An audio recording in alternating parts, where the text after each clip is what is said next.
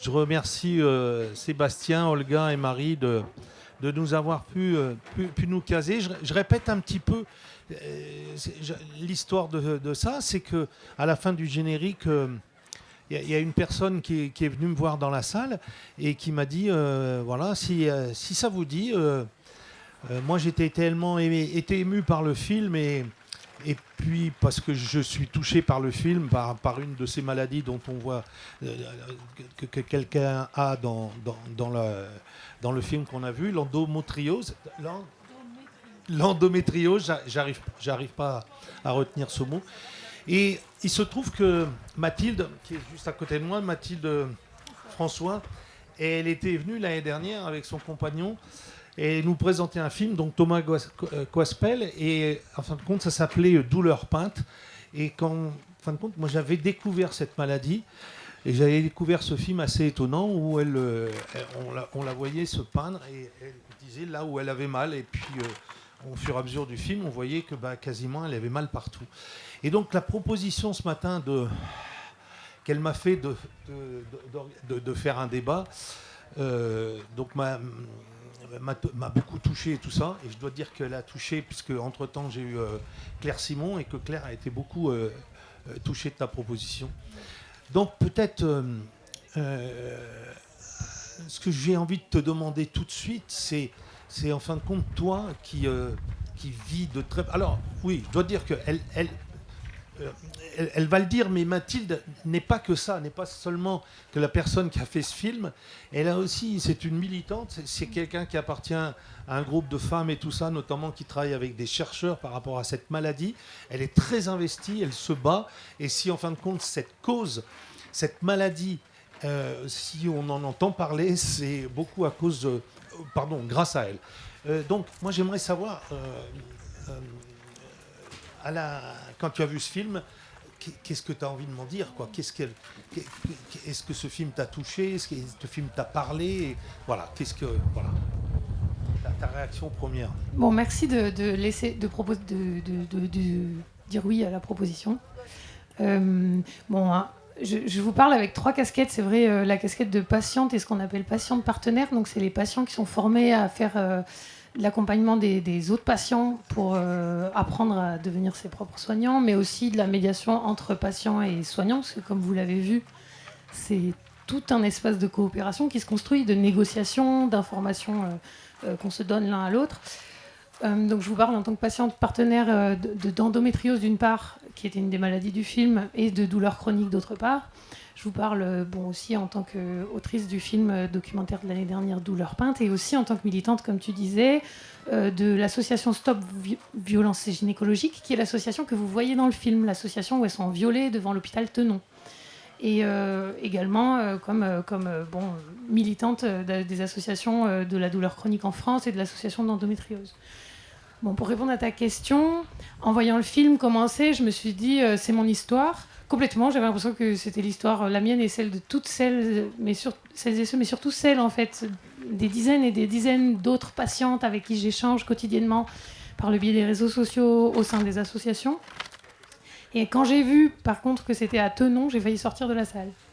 Donc il y a deux niveaux. Il y a un premier niveau qui est le sentiment incroyable d'être vue parce que Claire Simon, en faisant cette mosaïque de portraits de femmes et de portraits de soins ou de portraits de personnes à utérus au sens large, parce qu'elle nous parle beaucoup de vie et de parcours trans, et ça c'est incroyable. En faisant cette mosaïque, moi je me suis sentie vue et j'ai aimé qu'elle aille tout au bout de tous les moments médicaux, c'est-à-dire... je suis navrée si certains ont peut-être trouvé dur des scènes d'opération, mais alors moi j'étais tellement heureuse que ce soit là et que ce soit vu. Ça m'a fait un bien fou parce que quand on est tous ensemble, on se voit tous bien habillés et en fait on ne sait pas qu'avant-hier on était en blouse d'hôpital quoi. D'autant plus d'ailleurs, je vous dis un exemple concret. L'année dernière, quand on avait discuté du film le dimanche, le samedi, ici même, 48 heures après, j'étais à l'hôpital. Pareil que les femmes que vous avez vues, avec la Charlotte, cette espèce d'habit en plastique. Voilà, donc j'ai trouvé ça très puissant. Et j'ai trouvé ça également, mais peut-être c'est mon regard militante, mais éminemment féministe, sans le crier sur tous les toits, mais du fait simplement de son cadrage, en fait, du fait de choisir un périmètre comme étant le soin des femmes et des personnes à utérus ou des personnes assignées femmes. Nous, on a 2h48 pour tirer nos conclusions en regardant les enjeux qui s'en découlent. Voilà. Écoutez, comme c'est une chat qui ne va pas durer énormément, moi je vais envie de donner assez vite la parole à la salle, parce que vous avez des questions. Donc, sur la maladie, sur ce que vous avez vu, ce sera peut-être plus Mathilde qui répondra. Sur le cinéma, il se trouve que j'ai eu pendant 20 minutes Claire tout à l'heure, et que je lui ai posé certaines questions que j'avais entendues un petit peu que vous posiez. Donc voilà, ça sera plus moi sur le cinéma, plus Mathilde sur l'hôpital et cette maladie. Voilà. Et alors allez-y. Hein. Pardon, je complète, mais juste n'hésitez pas si vous avez envie, parce que c'est vrai que c'est à peine abordé. Tu m'as dit, en fait, elle a filmé cette scène devant l'hôpital parce que ça s'est passé. Oui. C'est-à-dire pour vous dire, c'est quand même un énorme cas, le cas de l'hôpital d'Araï. J'explique la scène, et puis après, toi, tu diras pourquoi, et tu parleras de ce professeur. Donc, il y a deux choses qui sont arrivées à Claire pendant ce film. C'est sa maladie, parce que c'était pas prévu là dans le film, je vous le dis, c'était pas écrit dans le scénario.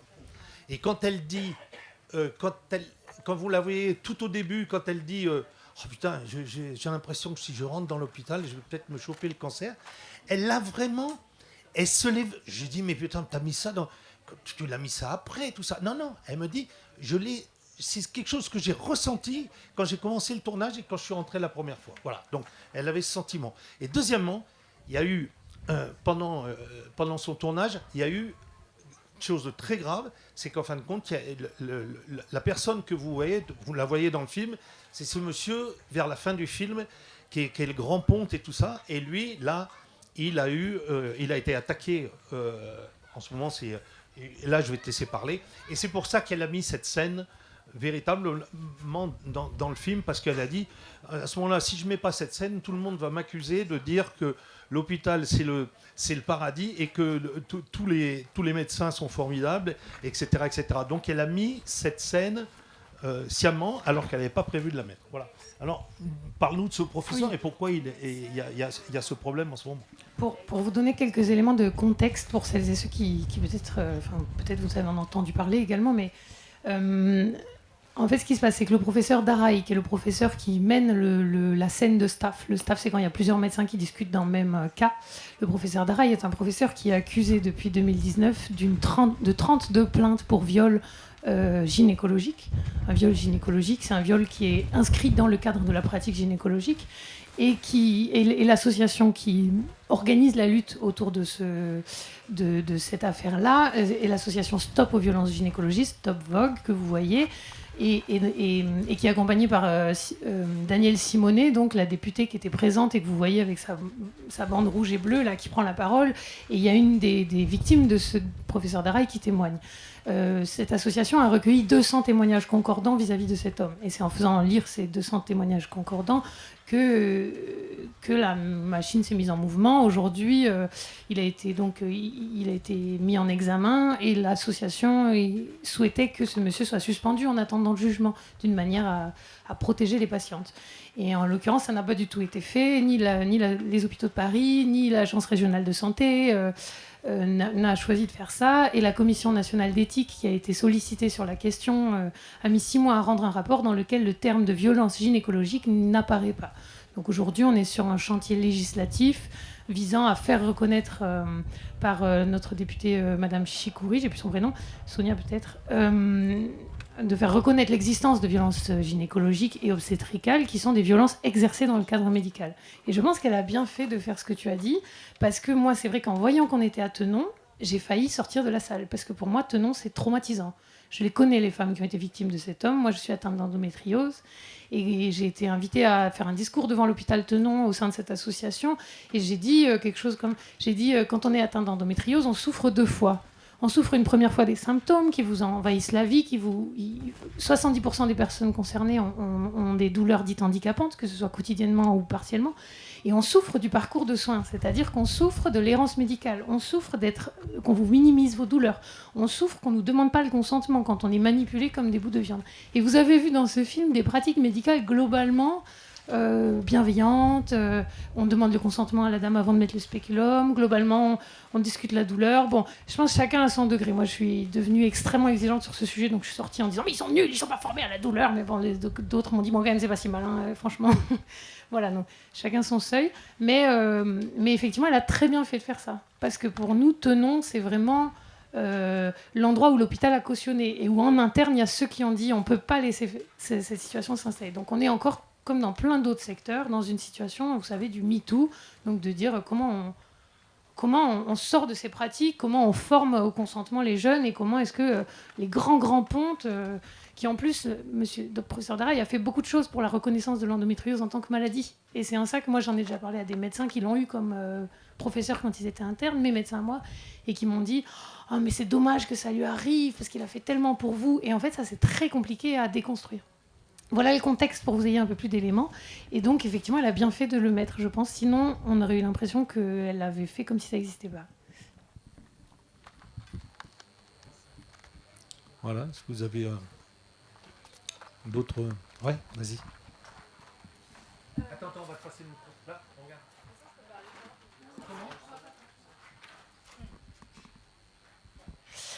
Non, moi, ça me faisait beaucoup penser à cette patiente qu'on voit qui a un cancer et je ne savais pas trop si elle était enceinte en même temps et qui se dit que c'est génétique. Et en fait, elle a su très tôt qu'elle l'avait et on a mis du temps à lui reconnaître. Et elle dit déjà cette phrase très juste de « Ah, mais en fait, c'est une médecine qui est née en temps de guerre et qui n'a toujours pas changé. » Et vivement que ça évolue parce que ça détruit tout, quoi. Et c'est vrai que c'est quelque chose qui est à peine abordé, le fait de...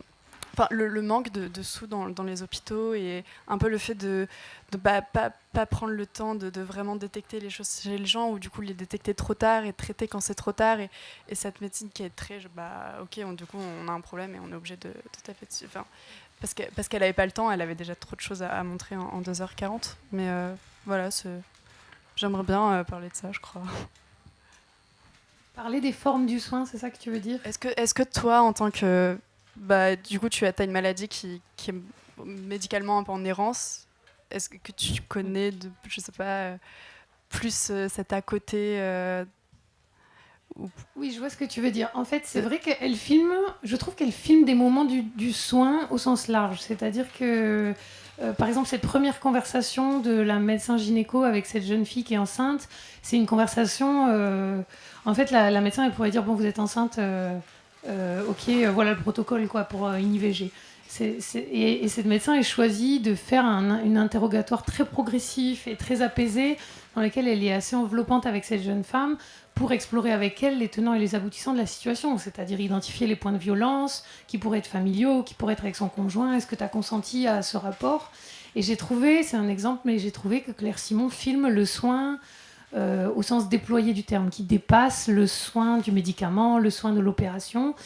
Et d'ailleurs, ça résonne bien avec le film d'Emmanuel Roy, Je ne sais pas où vous serez demain, qui est filmé dans la partie de l'hôpital qui est au centre d'un centre de rétention administrative, et dans lequel, finalement, la médecin généraliste, elle soigne par son respect et sa manière d'échanger et de reconnaître la gravité de la situation. Et mine de rien, la plupart du temps, elle prescrit des médicaments et en face, les personnes détenues lui disent non, je ne veux pas prendre votre médicament ou je ne veux pas changer de médicament. Et on sent qu'elle soigne au-delà du médicament.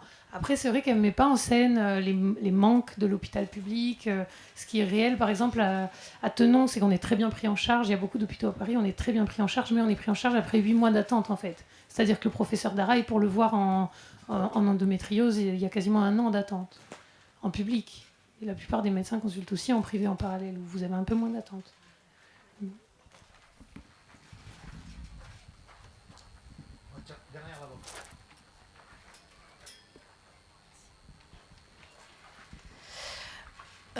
J'ai envie de parler avec vous à la fois de cinéma et à la fois de médecine. J'ai énormément aimé ce film. Dans le rapport qui est mis en place, dans le regard qui est porté aussi sur les patientes. je vais essayer de m'exprimer le plus clairement possible. J'ai trouvé que c'était très très juste.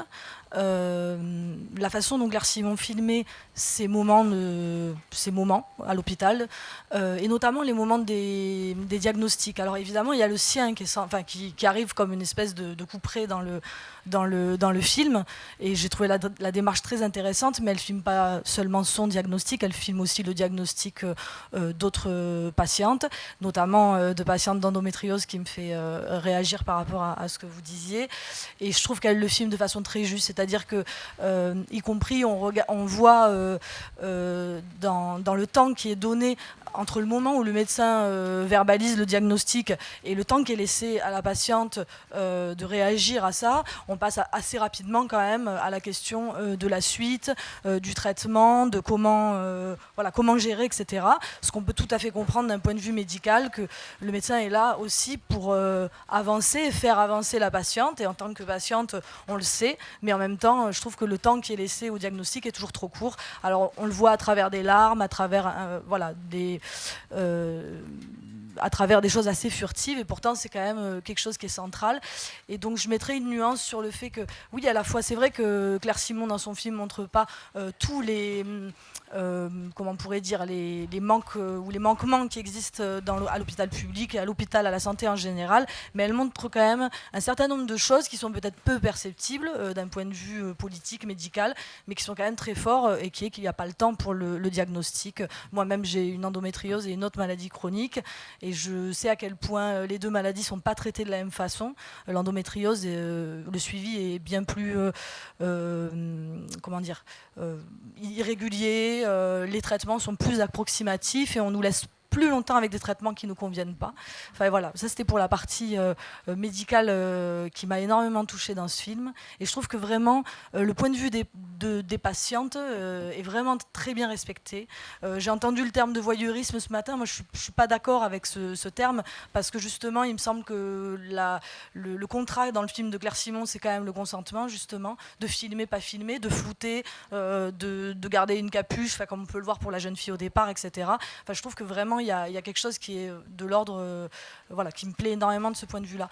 Et ensuite, la deuxième question, la question que je me posais, qui était plus une question de cinéma finalement, c'est comment, toi qui l'as eu au téléphone, quelle a été sa démarche pour justement arriver à nous montrer à hauteur de patiente, parce que c'est vraiment ça, aussi bien pour les accouchements que pour plein d'autres scènes, cette intimité-là, dans un espèce de respect très fort. Quelle a été sa démarche même technique, j'ai envie de dire, comment elle construit... Ah non, mais attends, elle a fait ça, elle a tourné 8 semaines, vous vous rendez compte, 8 semaines avec une jeune fille qui a été son étudiante à Paris 8, donc elles étaient deux, et il y avait très peu de dialogue, il y avait une sorte de consentement dans la salle d'attente et tout ça. Est-ce que vous êtes d'accord pour que je vous filme et tout ça? Mais ça n'allait pas plus loin. Et ça passait très vite à l'entretien.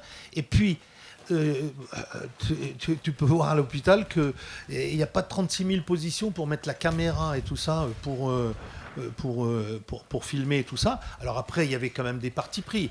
Elle a quand même la partie pris, par exemple, sur le plan final, sur le plan séquence finale, où cette dame qui est en train de mourir, elle avait parti pris de voir cette femme, etc., etc. Mais autrement, non, j'allais dire, c'est fait vraiment dans l'arrache et tout ça. Hein. Et sur l'histoire des annonces, il y en a deux d'annonces. En fin de compte, il y a une annonce, c'est la sienne, et nous, c'est marrant, on s'est retrouvés après la projection, entre gens un peu de cinéma, et on s'est dit, elle a rejoué la scène. Olive, je te le dis, il est là, Olive? Ah non, il est parti. Elle n'a pas rejoué la scène. En fin de compte, elle est arrivée à la fleur au fusil, avec ses examens et tout ça. Elle ne pensait pas que le tout-vive lui annoncerait ça. Donc quand elle s'effronte, quand elle se met à pleurer, c'est pour du vrai, c'est vraiment... Voilà. Et la deuxième annonce, c'est cette jeune fille où il y a le problème de la langue. Donc, ce qui s'est passé, c'est parce que je lui ai dit, mais c'est quand même assez... qu'un toubib n'ait pas la même langue que la personne qu'il a à lui dire des choses très importantes, eh ben, c'est qu'en fin de compte, elle avait parlé en espagnol avec cette dame avait accepté de se faire filmer et tout ça. Et puis ce qui s'est passé, c'est que quand elle est rentrée et tout ça, il y a eu un problème de dossier. Le mec, il était complètement perdu entre deux dossiers et tout ça. Et c'est au fur et à mesure qu'il s'est rendu compte qu'il devait apprendre ça à cette dame. Et d'ailleurs, si on regarde bien le film, il a les larmes aux yeux, ce monsieur. Ce toubib, parce qu'il est complètement désemparé. Voilà. Donc il y a vraiment deux annonces.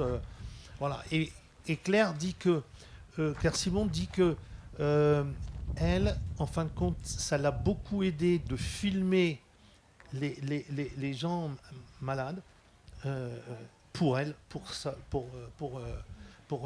sa maladie. Voilà. Et alors, sur l'histoire aussi, parce que j'avais entendu aussi des gens par rapport à ça, par rapport aux opérations et tout ça, elle l'a fait un peu sciemment, parce que, si vous voulez, on dit, j'ai telle maladie, mais on ne met pas d'image, on ne met pas de choses concrètes dessus. Elle avait envie.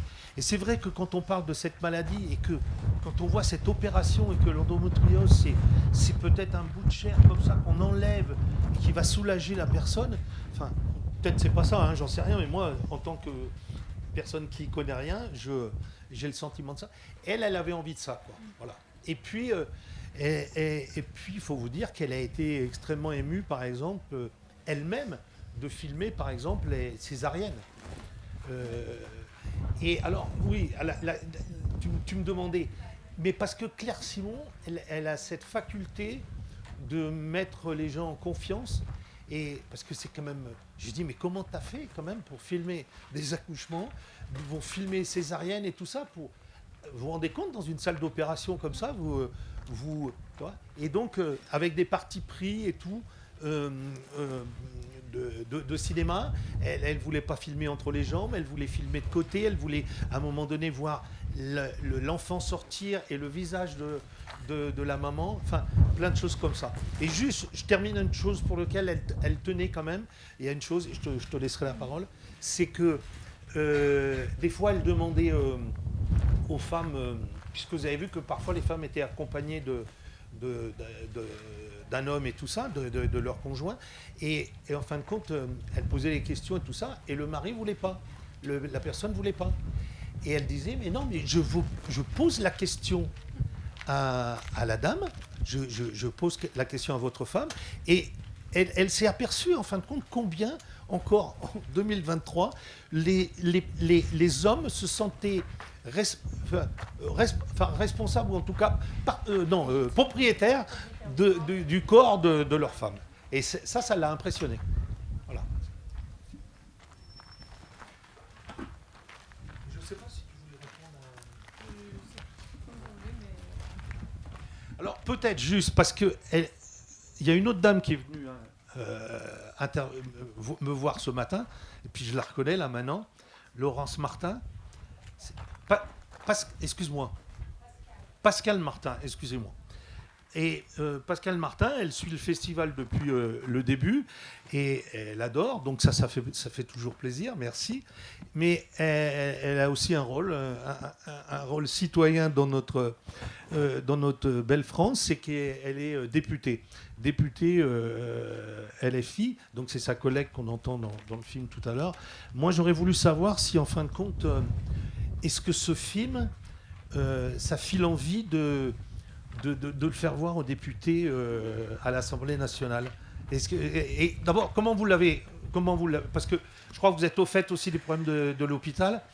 Mais comment vous avez perçu ce film et est-ce que vous avez envie de vous en emparer ?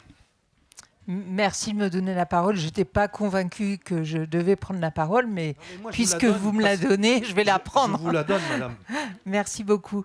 Donc, je m'appelle Pascal Martin, effectivement, et j'ai envie de réagir comme... excusez-moi, je n'ai pas retenu votre nom, comme la dame qui est à côté de vous. Je trouve Mathilde François.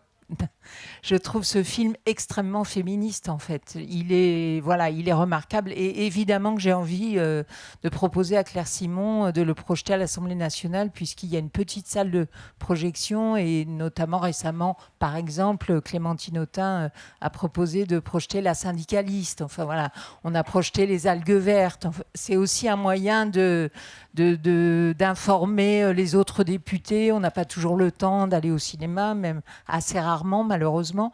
Donc c'est pour ça que je me suis accordé cette petite récréation à Jindou pour la première fois. Et j'ai envie d'y revenir les autres années. Malheureusement, c'est en même temps que les universités d'été de tous les groupes politiques. Donc il y a un peu un conflit là. Mais bon, c'est vous êtes là pour la bonne cause. Non. C'est une digression. Ouais, voilà. Donc, par ailleurs, comme vous venez de le dire, je suis membre de la délégation aux droits des femmes et on travaille sur ces questions, bien sûr. Moi, ce que j'ai beaucoup aimé dans le film, c'est qu'elle balaye toute la vie, en fait, des femmes, de la naissance à la mort. Et je viens de faire un travail avec une autre députée qui n'est pas de mon groupe politique, députée plutôt à droite, sur la question de la santé mentale des femmes. Et on a eu cette même démarche. Alors, ça n'a rien à voir avec le cinéma, évidemment, un rapport parlementaire, mais on a eu cette démarche de balayer tous les âges de la vie également, parce que, d'abord, on nous avait commandé un rapport sur la santé des femmes. Et alors là, on s'est dit, on avait que 6 mois pour le faire. Écrire un rapport, c'est aussi faire de nombreuses auditions. Donc, parler de la santé mentale en 6 mois, bon, ça nous a pas semblé tellement intéressant. Donc, on s'est mis assez vite d'accord sur le fait qu'il fallait parler de santé mentale des femmes. La définition de l'OMS, que je ne vais pas vous dire comme ça par cœur, mais en gros, moi, ce qui m'a intéressé, c'est que la définition de l'OMS, elle parle de bien-être, et ça vaut pour les femmes comme pour les hommes. Donc, qu'est-ce qui, dans nos vies, fait qu'on a suffisamment de bien-être, donc qu'on est suffisamment écouté, et je trouve intéressant dans le film, les professionnels m'ont semblé assez remarquables parce qu'ils étaient vraiment dans une démarche d'écoute et ça, bon, elle a montré quelque chose de très positif. On pourrait aussi montrer c'est un autre sujet, c'est un autre film, voilà, tout ce qui est négatif dans l'accompagnement médical, voilà. Donc vous témoignez juste de cela, mais je suis pas ici en tant que parlementaire, même si je le suis. Je suis ici en tant que festivalière, et citoyenne. Ah ben évidemment, plus que plus. Et en fait, bon, moi je suis une députée de la société civile, donc élue depuis 1 an. Je rends la parole tout de suite, hein, mais et donc vraiment c'est ça que je veux amener à l'Assemblée nationale, et c'est un peu la particularité de notre groupe quand même, c'est que on est quand même un grand nombre à être issus de la société civile et que on vient avec en plus j'ai pas 20 ans, ni 30, ni 40, donc j'ai mon expérience de vie, j'ai mon expérience de femme, et si je me suis engagée, c'est aussi pour que les choses changent pour les femmes, pour les hommes aussi bien sûr, mais bon, mon expérience c'est une expérience de femme, et j'ai beaucoup de choses à dire, j'ai beaucoup d'envie de faire changer des choses pour nous toutes. Donc voilà, merci mon infiniment. témoignage. Juste, peut-être... Il y a une question là ? Ouais. Oui, allez-y. Oui, oui, ça marche. Oui, moi ce que j'ai trouvé extraordinaire dans ce film, j'ai vraiment été bouleversée, c'est que on sait comment l'hôpital va mal en ce moment, vraiment. Bon, c'est pas du tout le sujet du film, mais je me dis comment, à partir du moment où une patiente se retrouve avec une des médecins, je veux dire, tout ça est laissé derrière, et le temps, ils prennent le temps, quoi. Ils prennent ce temps précieux d'écoute. Alors je sais que vous avez trouvé que ça manquait un petit peu entre le diagnostic et tout de suite on passe au traitement. C'est une façon de rassurer tout le monde. Je pense que le médecin il se rassure aussi en proposant très vite un traitement par rapport à la douleur. Alors, mais j'ai trouvé que c'était extraordinaire. Je me dis, mais vraiment, quand on sait... Et alors, paradoxalement, en même temps, il y a des moments moi j'ai milité au MLAC dans mes jeunes années.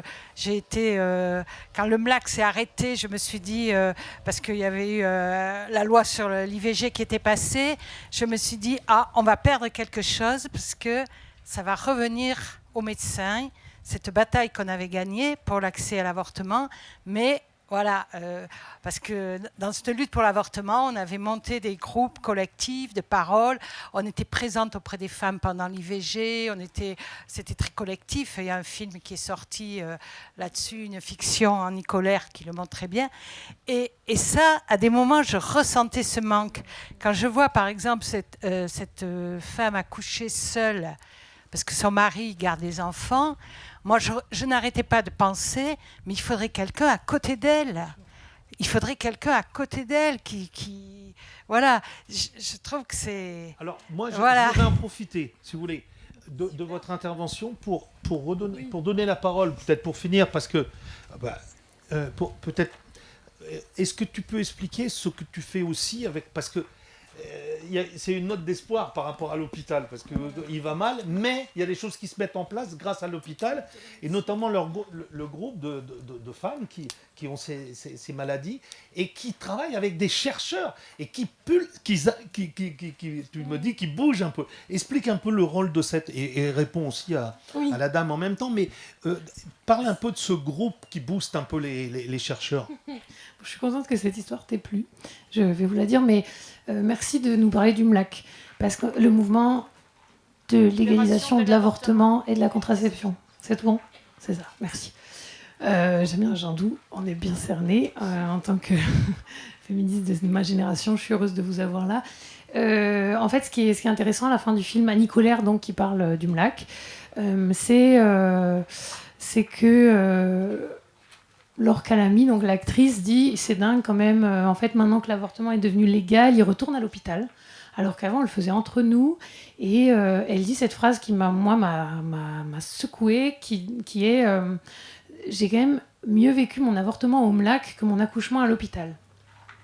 Pour moi, ce point-là, il est crucial avec ce qu'on vient de se dire sur les violences gynécologiques et sur ce que je vous disais sur quand on a une endométriose, on souffre 2 fois, c'est-à-dire il y a le mot d'ordre, en fait, quand vous passez votre serment d'Hippocrate, c'est premièrement ne pas nuire, non nocere, un truc en latin. En attendant, premièrement ne pas nuire, c'est vraiment pas souvent le cas. C'est-à-dire que dans les prises en charge, d'autant plus les prises en charge chroniques, de maladies chroniques, là on retrouve extrêmement fort tous les préjugés et toutes les oppressions qui existent dans la société.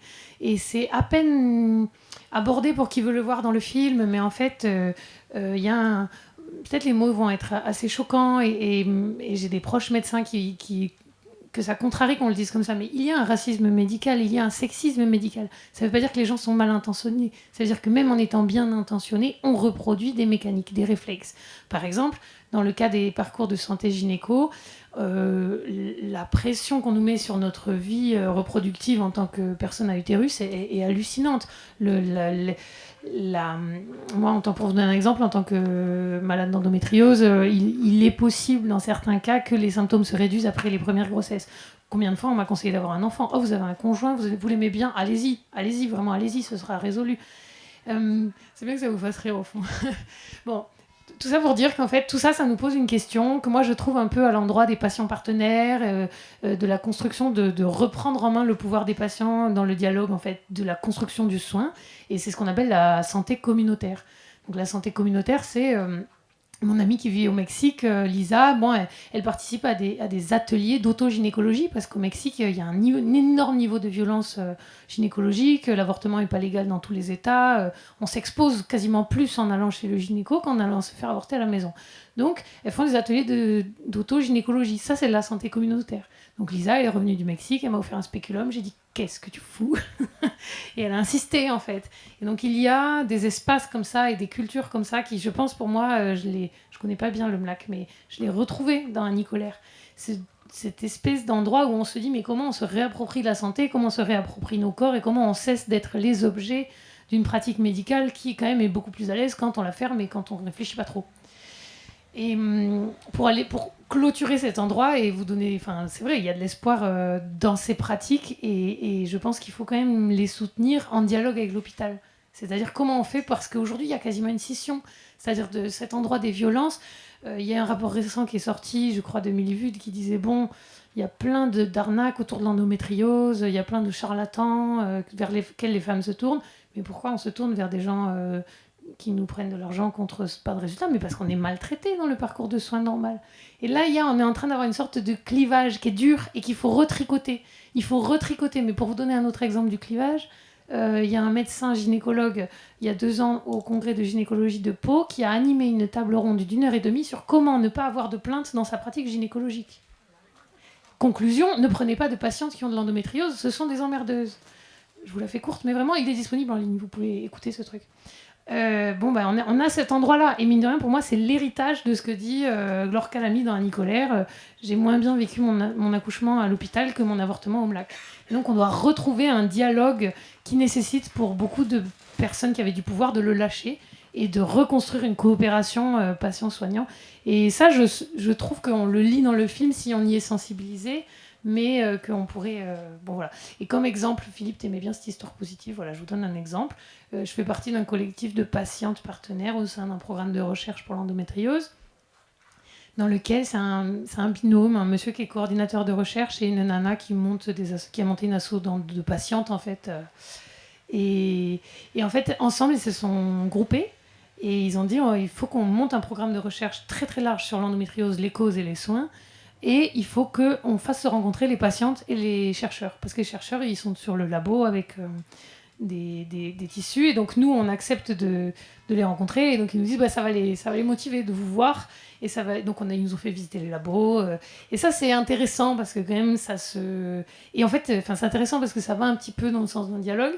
Et pour vous dire, ça leur fait peur. C'est-à-dire que cet homme-là, il y a plein de médecins qui disent tu devrais pas faire ça, tu prends de trop gros risques, tu devrais pas faire rentrer les patientes dans les labos de recherche, elles vont ça va se retourner contre toi.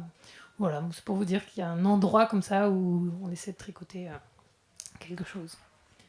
Merci, j'espère que ça répond. Avant de prendre la parole, comment s'appelle ce réseau du coup? Le réseau s'appelle Endo Galaxy. Mais si vous voulez agir, prenez vos portables et allez sur le site de Stop Vogue, Stop aux violences obstétricales et gynécologiques, et allez signer toute la palanquée de pétitions là pour Stop aux violences obstétricales et gynécologiques, Stop Vogue. Et vous aurez bien plus d'informations sur ces endroits-là de la lutte pour que la santé soit de la santé. Je voulais vous faire une brève d'urinoir. Après le film, je suis allé aux toilettes et j'ai entendu un monsieur dire maintenant, il n'y a plus qu'à faire la même chose, mais pour les hommes. Et ça m'a fait réagir parce que je pense que ce film est pour les hommes, tout simplement parce qu'on est soit frère, soit père, soit oncle, et on a tous des femmes ou des personnes à utérus, comme c'est dit dans le film, qui vont passer à l'hôpital pour des bonnes ou des moins bonnes raisons. Et je pense que ce film, il permet de mettre des images et des mots sur leur expérience, et du coup permet à ces hommes de se figurer un peu plus ce que c'est comme épreuve, et donc de pouvoir discuter, de pouvoir peut-être les soutenir, et d'être un aidant en fait. Voilà, donc c'était juste pour faire Tu veux répondre? Oui. Non, moi, je vais juste répondre que je crois vraiment que c'est pour tout le monde, et les hommes et les femmes, et qu'il y ait vraiment un dialogue. Et même, je veux dire, en tant que femme, moi, le premier accouchement que j'ai vu en vidéo, c'était en cours des ET, et c'était pas du tout comme dans le film de Claire Simon. C'était vraiment très scientifique, on voyait entre les jambes de la femme, et c'était assez horrible. Et même ce truc du spéculum, et on te demande pour le mettre, etc., le fait de voir que c'est comme ça que ça peut se passer, et c'est quelque chose que tu sais pas avant de l'avoir fait. Donc je pense vraiment que c'est pour tout le monde. Je voulais pas dire que c'était pas pour les femmes, mais je voulais dire que c'était aussi pour les hommes. Vous voulez réagir? Non, dans le film Annie Colère sur les hommes, il y a à la fin, quand il y a des médecins qui viennent pour apprendre la méthode Karman, ils disent c'est bien, on met le spéculum, et puis il y a une femme du MLAC qui lui dit mais il faut faire attention, faut être gentil avec la femme. Oui, voilà, on va être gentil. Elle dit voilà, tu t'assieds, tu te mets en slip, et tu t'assieds, tu te mets en position gynécologique. Et là, ça change quelque chose parce qu'il se rend compte de ce que c'est que d'être allongé, les jambes écartées en position gynécologique avec son slip. Et sans spéculum, sans... Ça. Et moi, je veux dire que dans le film, moi, j'ai été très sensible au côté extrêmement technique de la médecine actuelle. Moi, l'accouchement avec la péridurale automatique et machin, ça m'a mis... Alors, j'ai travaillé dans le milieu médical, donc j'y suis sensible, mais c'était vraiment toute cette médecine. Et puis, on vous met aussi tout le matériel, on vous met des champs opératoires, c'est... Moi, je l'ai vécu comme étant agressif, même si c'est une médecine absolument exceptionnelle et qui fait plein de choses. Mais voilà, que ce versant-là, ça... Juste peut-être un dernier mot, je réagis sur ce que vous disiez sur la temporalité. Parce que déjà, c'est un film assez long. Parce que moi, j'ai bien aimé que ce soit long, mais je me suis dit que c'était mon cas, j'étais droguée à l'hôpital. Mais j'y pense parce que... Et aussi au délai entre le diagnostic et la discussion avec le médecin. Donc, ce qui pose un peu la question de qu'est-ce que c'est le soin et qui est censé prodiguer quelle partie du soin. Qu'est-ce qui fait fouche? C'est ça ou pas? Non, c'est peut-être l'autre micro qui fait fouche. Je vais l'éteindre, oui, comme on est proche du vent. Et j'y pense parce que donc, dans le film qu'on a amené l'année dernière, c'est un film qui dure 20 minutes, c'est ça? Qui dure 20 minutes, 22. Et en fait, c'est un film qu'on a fait, l'intention de départ, c'est Thomas donc, qui a conçu le dispositif, et c'était pour répondre à la question « Comment ça va ?» Et en fait, il faut 22 minutes pour que je vous réponde à la question « Comment ça va ?» en termes de description, de symptômes, d'état de la vie. Et cette question de la temporalité, c'est pour ça qu'on en a fait un film, parce que la temporalité, elle est différente dans le contexte de la maladie. Et je vous raconte ça parce que dans ce court-métrage qu'on a fait dans lequel je me peins les douleurs, on l'a mis en ligne en fait. Et il a été relayé par beaucoup d'associations de patientes. Et c'est un court-métrage qui a apporté du soin à sa manière. On a eu énormément de retours dans ce sens qui disaient « Je me suis sentie vue, je me suis sentie regardée d'une manière dont je n'ai pas été regardée ni dans le milieu médical ni dans ma famille. » Et le fait que la personne qui te filme te donne 20 minutes pour dire comment tu vas, et ben c'est comme si on m'autorisait à moi à dire pendant 20 minutes comment je vais. Et en fait, c'est très complexe de raconter comment on est quand on est en maladie chronique. Et dans ce sens-là, peut-être... je pense que c'est important, les espaces de dialogue avec les médecins. Et parfois, il y a même des patients experts, dans ce que je vous parlais tout à l'heure, qui accompagnent en fait les temps de diagnostic, surtout des maladies chroniques, parce que l'écho, la répercussion est immense. Et en même temps, j'ai l'impression que c'est aussi à l'endroit de la solidarité entre les patients-patientes, de la création, comme là, ce qu'on fait, ce qu'on essaye de continuer à faire, qui a une forme de réparation aussi. Et peut-être que ça pourrait être ça, la coopération dont on parle, de laisser de l'espace. Il y a quand même beaucoup, beaucoup d'endroits où, entre patientes, on pourrait se réparer les unes les autres, ne serait-ce qu'en s'apportant l'écoute et le temps long là, dont vous parliez. Voilà pour la réflexion sur le temps. Merci d'avoir parlé de ça. Je suis un peu lente à réagir, justement. En tout cas, si vous voulez voir ce film, ça s'appelle Douleur peinte. Vous mettez Douleur peinte, film, et vous tombez directement dessus sur YouTube. Et vous allez voir, c'est déjà un superbe film. Et on perçoit des tas de choses. Hein. Voilà, on comprend des tas de choses et voilà. En tout cas, on vous remercie pour d'être venu à cette chatch improvisée. Mathilde est là jusqu'à la fin du festival, donc l'embêtez pas trop, mais vous pouvez quand même. si, elle est intarissable, vous avez vu. Voilà. Et merci infiniment. Et puis, bonne soirée à vous. Merci beaucoup, Philippe, d'avoir saisi au vol l'opportunité. Ah ben, si on saisit pas au vol, si on te saisit pas au vol par rapport à ta proposition, c'est que voilà, c'est que. Ouais,